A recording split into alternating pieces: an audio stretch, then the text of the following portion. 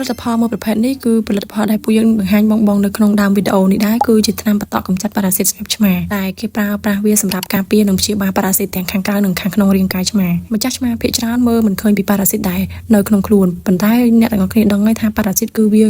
បំផ្លាញសុខភាពឆ្មាអ្នកទាំងអស់គ្នាខ្លាំងមែនតើរាល់ថ្ងៃហ្នឹងតែអ្នកធ្លាប់សង្កេតឃើញថាឆ្មាអ្នកទាំងអស់គ្នាមានការរមាស់ខ្លាំងជ្រុះរោមស្គមឬញ៉ាំអាហារតិចហើយមួយវិញទៀតគឺគេងច្រើនអត់សូវលេងបញ្ហាទាំងអស់នេះដែរគឺអាចមកពីប៉ារ៉ាស៊ីតទាំងខាងក្រៅនិងខាងក្នុងរាងកាយរបស់ឆ្មាដែលអ្នកទាំងអស់គ្នាមើលអត់ឃើញហើយផលិតផលមួយនេះដែរជាដំណោះស្រាយដែលម្ចាស់ឆ្មាជាច្រើនកំពុងតែប្រើប្រចាំថ្ងៃផងដែរ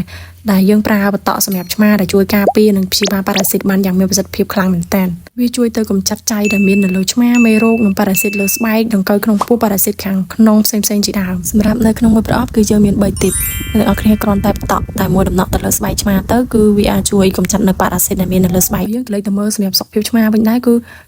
យើងត្រូវមើលវាឲ្យបានដិតដល់ខ្លាំងមែនតើសុខភាពឆ្មាមិនមែនគ្រាន់តែអាហារល្អប៉ុណ្ណោះនោះទេគឺការការពារប៉ារ៉ាស៊ីតក៏ជារឿងតែសំខាន់មួយដែរ